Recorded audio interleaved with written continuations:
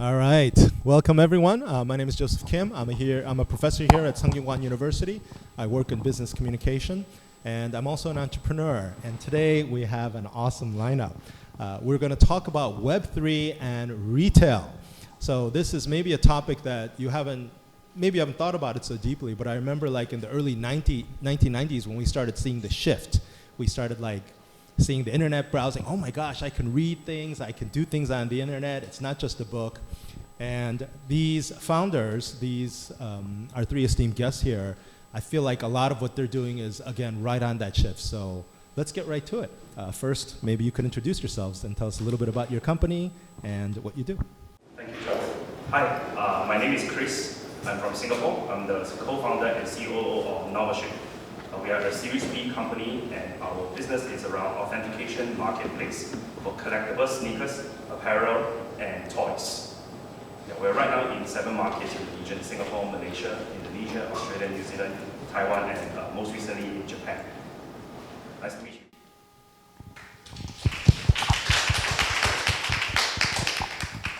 Hi, my name is 𝐸𝐤. I'm the CEO of a company called Blocko here in South Korea. We're a blockchain solutions company providing managed service to enterprise customers. We've been in this space for quite a while now, since 2017.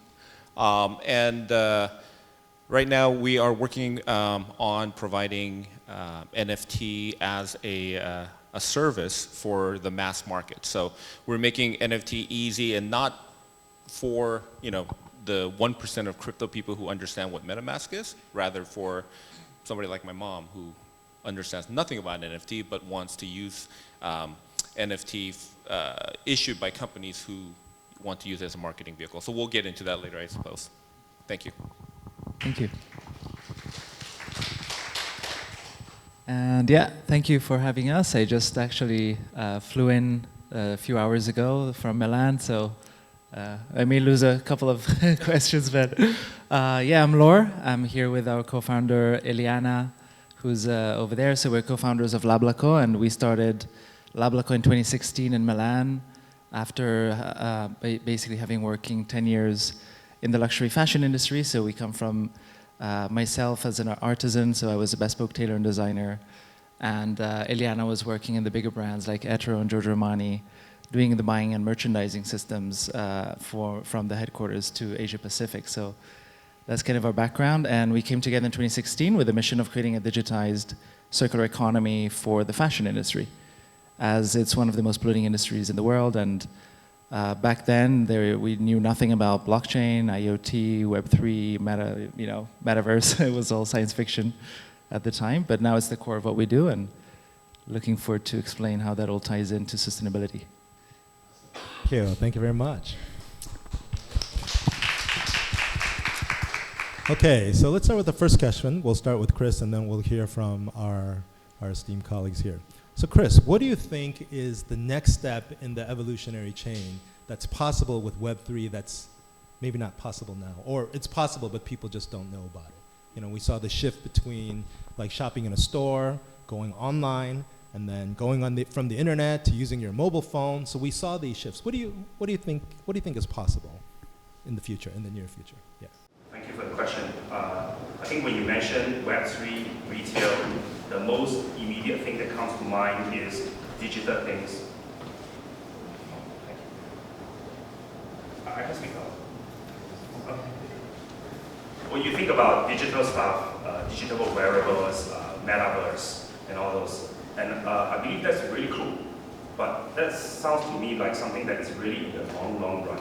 What I believe that will be in the short run, that will probably be the actionable happening, is maybe a different approach. Maybe I can share more from our approach as Novashi, how we look at this. We believe that blockchain Web3 is great, decentralization at its core.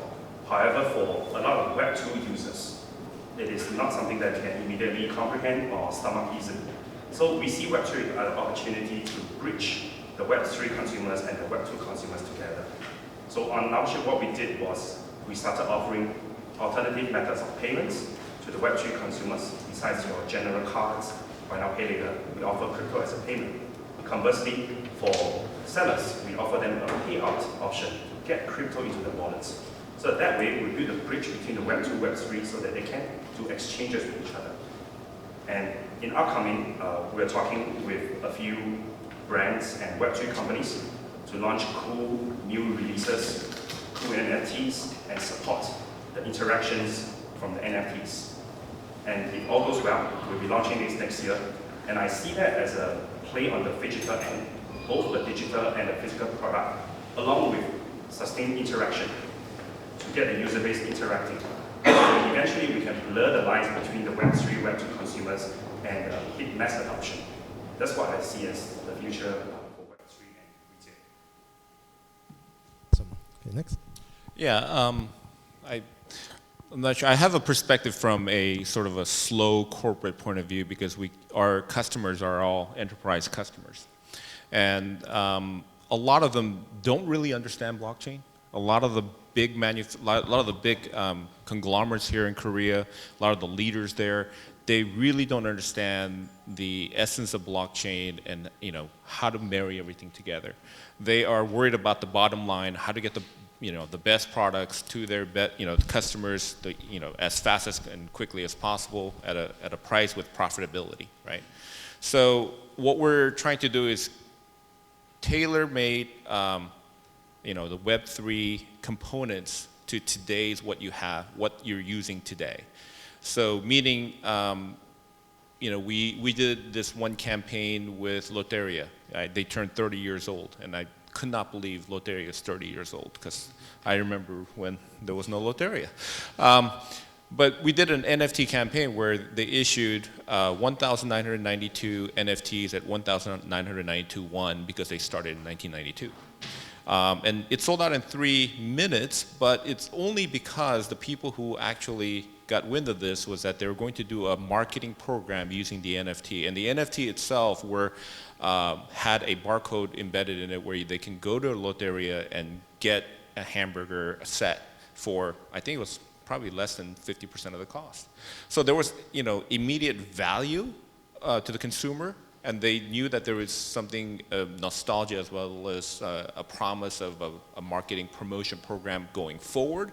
So we created a way for them to purchase these NFTs with credit cards or TOS or cash payments, and have a custody wallet where they don't have to tie in a MetaMask, and kind of round all this up. And to the leadership of Loteria, it just seemed like, oh, you're using sort of a modern gift card to the consumers, and they don't have to do much to it. They can just buy it just the way they're buying gift cards today. That's how they sort of approved it, and that's how we did it. And sort of the media picked it up as, wow, it's NFT, they're getting into the game, it got a lot of buzz. So I guess from a long way, from how it's going to transform, it's still going to take a long time before the mass market adopts. One example that I kind of thought about is, in the 90s when .com first started in the US, there was a company called homegrocer.com.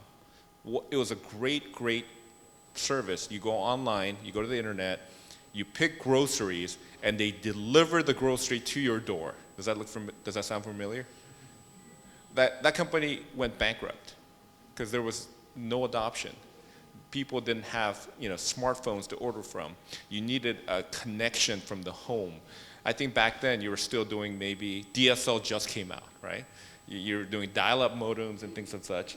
So it's too early, right? People who knew technology, used it, loved it, but it was too early. But today, I mean, I can't live without Coupang or any of those other delivery services, right? So I think it's sort of that it's going to take time to get to where we want it to go.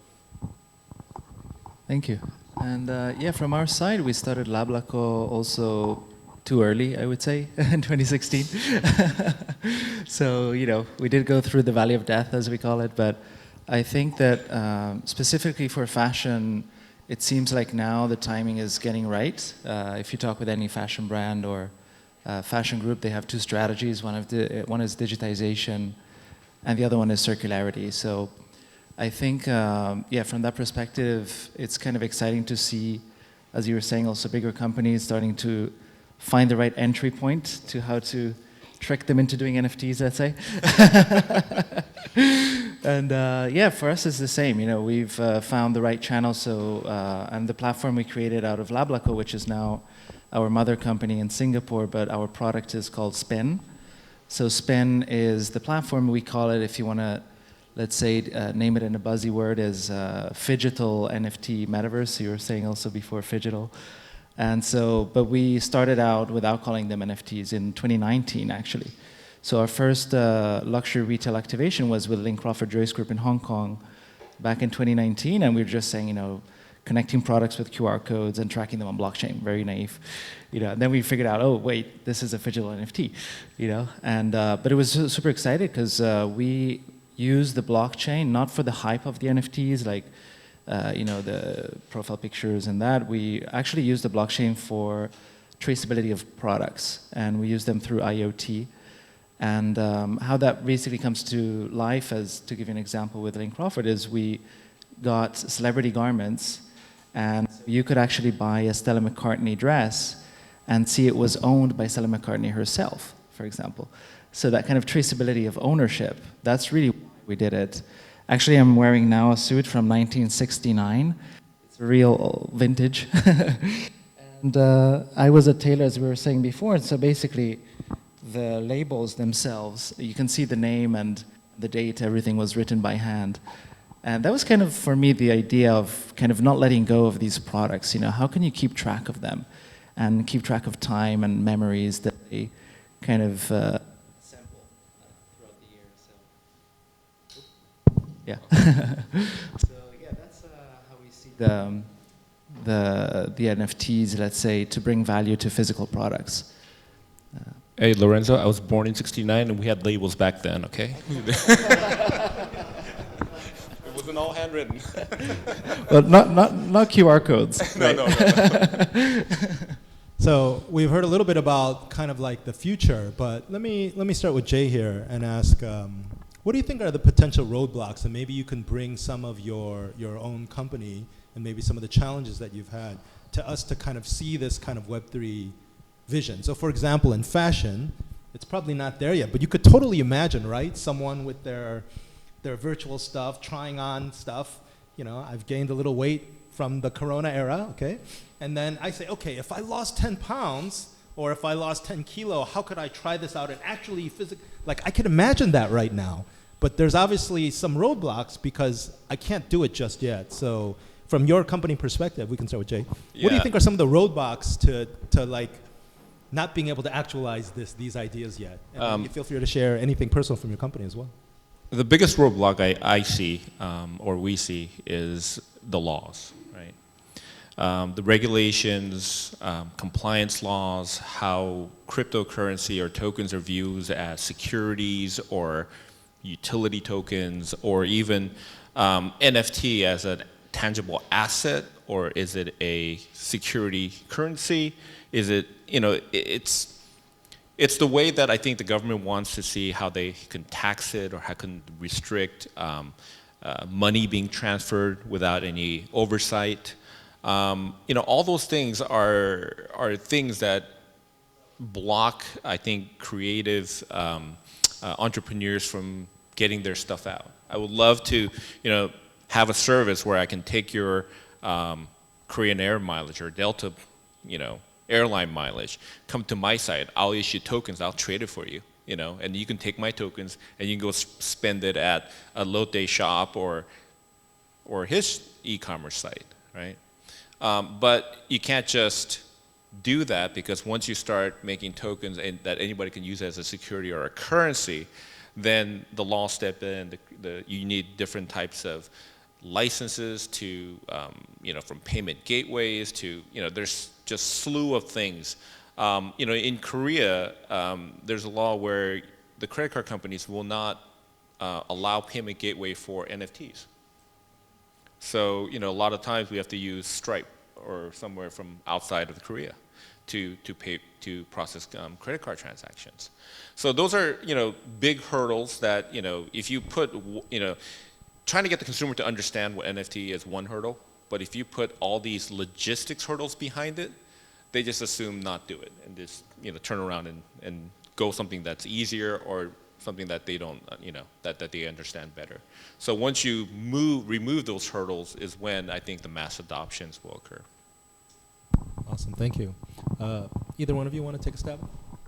Yeah, definitely. I agree on that because also for us, actually, I think we're the only NFT platform that started with fiat currencies, and we're launching crypto next year after 2 years of NFT. So yeah, it definitely has to be easy for the end customer. But I think also you shouldn't be needing to explain the technology to the consumer.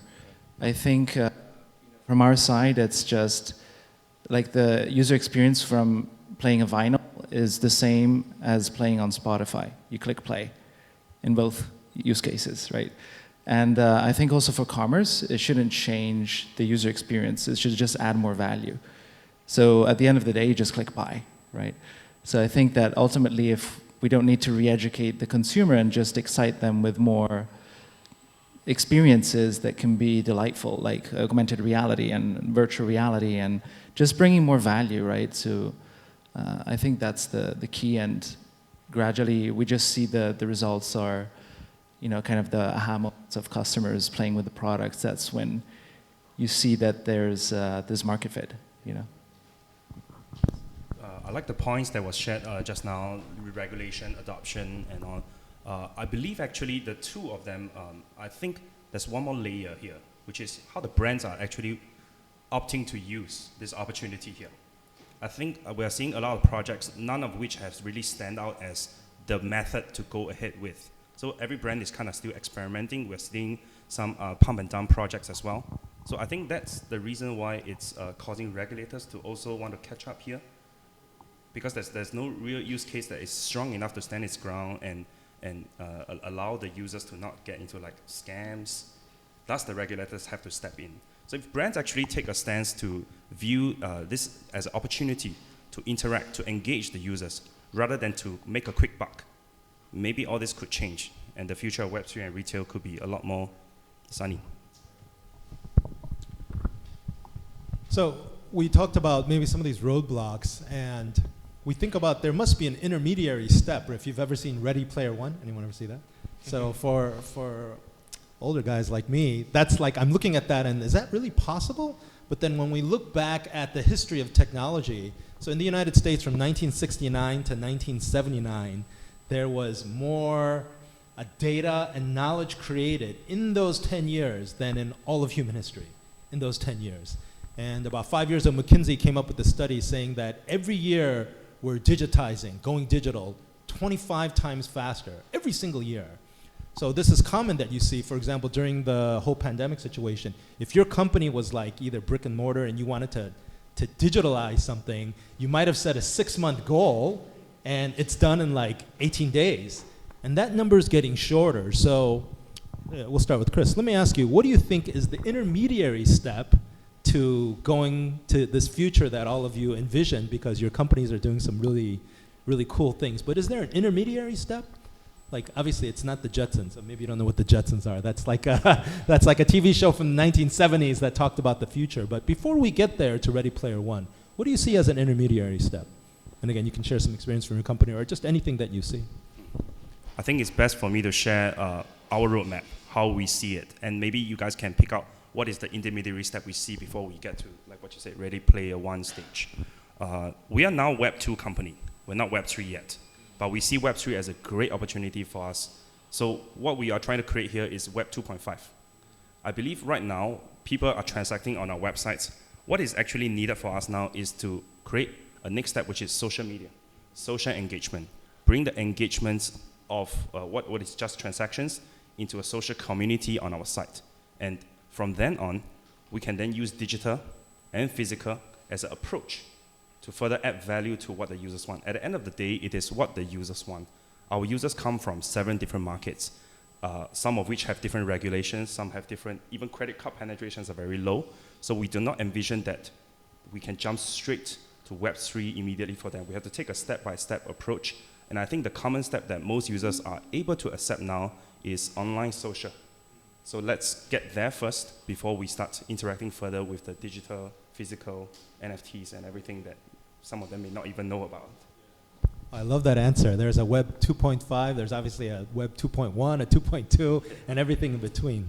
What about one of either of you? What do you see as kind of this intermediary step before we get to see that vision? Because I think all of you, it's clear that you believe it's going to happen. It's just, is it going to happen in my lifetime, or is it going to happen in some of the younger people's lifetimes? What do you see as the intermediary step? Thanks. Yeah, I think for us, it's more incremental, layer by layer, like an onion, right? There's not. Then you look back and suddenly, oh wow, you know, we're here, you know. So I don't think there's, as you said, clear milestones, because it's like, you know, a video game. You're mapping the black area, right? So there's nothing done before. But for example, for us, the reason we built the metaverse layer in 2020 was exactly what you said, because retail was ground zero, basically. You know, everything was closed down, and so we found ourselves that, you know, we couldn't stop working because retail is our primary customer, and so we started digitizing the buildings with the architects and creating our first metaverse experiences out of necessity. And then we managed to actually also host the largest fashion gathering in London Fashion Week agenda, and it was the only in-person event in VR. All the other programs were closed. So it was the only event in Paris Fashion Week in 2020. So that gave us kind of an aha moment and said, you know, to create a virtual retail experience, you need 3 types of NFTs actually.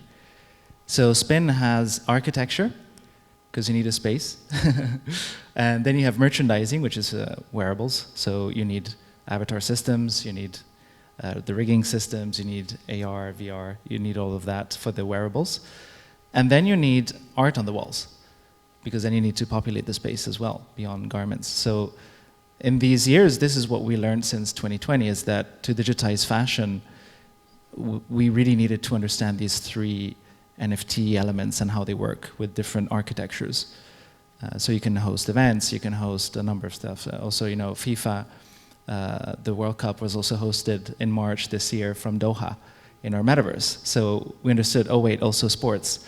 They need jerseys, they need spaces, they need live stream. So it's really expanding. It's kind of a Pandora box when you open that metaverse experience. So for fashion, I think that's interesting, because then you kind of branch out of traditional retail in the metaverse, and you can start hosting art events, sports events, and everything that is related to humans, really. So, yeah. Let's hear from Jake. Yeah, hello. A bit. This one. Hello. Let's get to Web 1 first here. I think, you know, if you look back on history, you know, how we got here, you know, I don't think I've ever imagined shopping while I'm, you know, on a subway, on a phone, buying, you know, clothes. You know, I think that would have just, you know, my parents, you know, I remember when I was a little kid, my dad brought a Sears catalog, a physical catalog from the US, and I was thumbing through it, and I was like, wow, these are all these wonderful things that you can actually purchase. And I was like, wow, when I get to America, I want to purchase this, I want to purchase this, I want to buy this. And one day, you know, the catalogs became obsolete, it's on the web. Web became sort of, you know, no one sits in front of their computers, you know, anymore at home with a modem. Everyone's looking at their phone at the time that at their leisure. I think what needs to, you know, I guess the intermediary would be to have that, you know, become more convenient than what it is today, right? And have that happen in a way that's, you know, economical, cheaper, you know, that also doesn't stray away from the current habits that I have, the consumer habits that you have. So, you know, when, you know, what we try not to do is create like a flash fad that comes and goes, right? And that's something I think that's dangerous, because you know, consumers tend to kind of look at it and go, wow, that's, you know, if you do that, then you're categorized and shunned, so that technology sort of goes away. And one of the prime example of that was Google Glasses. you know, I don't know if you guys remember the Google Glasses. I thought, you know, when I had it, I was like, wow, you know, this is really cool. I can see my notifications, I can see my directions, but just had a social stigma to it. But now, you know, the whole augmented reality, VR glasses are coming back, and you know what? It's sort of starting to look like the ones that they had in the past, right? So I think, you know, it's just gonna, you know, it's just like we're all sitting in a pot of water and it's getting warmer and warmer and warmer. Someday, one of these days, you know, it's gonna be boiling its Web3, right? But, you know, in our company, what we're, you know, talking to our customers about, and our customers are asking us, is that, hey, you know, can we issue tokens? So can we do fractionalized real estate investments? I said, yes, but the laws and compliance license, you guys have to deal with that, because we can make that, you know, the technology easily, but you're gonna have to deal with that. Can we add digital wallets to crypto blockchain wallets to our existing app accounts that we have? Yes, but what are you gonna use that for? Because then, you know, you could, if you have that, and then if it gets monetized, then you're violating this law and that law. So I think, you know, the intermediary is just there, and we're just poking at it. And if the regulators and the lawmakers can give a little bit away, then we're just going to burst through that, right? And then there'll be all these different things that are noise, but then some will survive, like coupon and like, you know, 𝐷𝐸 and all these different services that we enjoy today. Consolidation and the guys who are actually providing that needed service. Maybe let me share an opinion piece here, because my company runs around collectibles, and the question was about what's the intermediary step, right? So last year, end of the year, we ran a survey. By the way, our users, 70% of them are Gen Z, born after 1997. And I think this is a critical group of people that will help us move into that next step, and then finally, eventually, where we want to go. 83% of them said they're interested in NFTs, a huge number. And I think what I see similarity between the business we are doing, physical products, versus what, you know, the digital Web3 area is authentication, because we as a platform authenticate everything to make sure that it's real, just like how an NFT is non-fungible. And for this, I see a similarity between the two. For example, I'm wearing probably the most expensive pair of sneakers here today. It's my right to flex it in front of you. And for my consumers, they love to do it. How much are they? $1,200 when I bought it, Sing dollars. So, yeah, times 1,000 Korean won. Yeah. And for them, $10. And for these consumers, it's all about the flex. It's ownership, it's real, and I have it, but you don't. So I think in the Web3 space, it's also about adding abilities for them to flex. Whether it's in metaverse, whether it's actually offline, online in the store, they can show it off to their friends. How can we make it even better? When they are able to do this, then this group of consumers, Gen Zs, will really lead the charge. And just to remind everybody, Gen Z has a parent. So they can influence the parents. For example, me, when I bought my mom a pair of Yeezys, and she went to office, she got so much compliments that she came back to say, can you buy me a Nike next? So I think that could really happen, like Gen Z's leading the charge, more areas, avenues for them, cool collectibles, cool NFTs for them to own, and then they flex it. Every other generation related to them could then join the game. And I would say that would be the transition between the two. Thank you. Oh, thank you. That's a very fascinating response. Thank you for that. Let's take some question and answer, some Q&A. Any questions from the audience?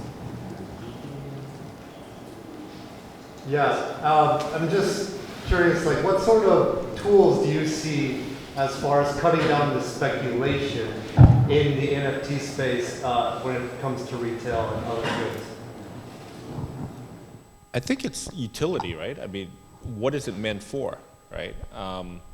If you're going to create art and say, hey, this is worth 10 Ethereums, some people may get it, but 99.99% of the population are just going to look at it and say, are you out of your mind? But our customers who are using NFT as event tickets, membership cards, gift cards, way for to get, send a gift to another person, or use it as a way to preserve, tie it into a physical item, something that you have physical benefits to yourself. I think that's where the 99% of the consumers look at it and say, oh, there is a use for it. And, oh, you're calling it NFT? Okay, whatever. At the end of the day, it really needs to delight the customer or give value to the end user. Without that, without that tangible value, it's pure speculation and a fad, right? Yeah, actually, yeah, also for us, yeah, same like that. And the Spin platform actually we built is I like the term tool, because we have two sides of the platform. So a little bit like Uber, there's one for the driver, one for the rider, let's say. So we have one for the brands, so the B2B side is called Spin Connect. And see it as Shopify, but Web3 native, and vertical for fashion merchandising with plugins for hardware, so you can create your own RFIDs in a decentralized way. You have label printers to create QR code labels and connect your products. And as a brand or as a retailer, you just upload your products as you would on a Shopify system, but instead of just a photo, you're uploading a 3D model. And then that has the entire pipeline to tokenize, connect, have AR, VR. So we're creating a full end-to-end pipeline that really makes it easy. Because otherwise, if you want to do a phygital NFT, you would have the sneaker running on Shopify, the NFT on OpenSea. The person can buy the sneaker, send back the physical item, keep the NFT, retrade it, and then you need another 5 companies to get all the other stuff done. And so for us, the main adoption in our industry, because I think you can't do everything for everybody, but for us is really focusing on fashion and really to make that process as easy as possible, and to basically just bring more value to the end customer. So, and for the enterprises as well. So those are the tools, and then there's a marketplace, of course, and otherwise you can use it with a white label and just power your normal website. So. Any other questions?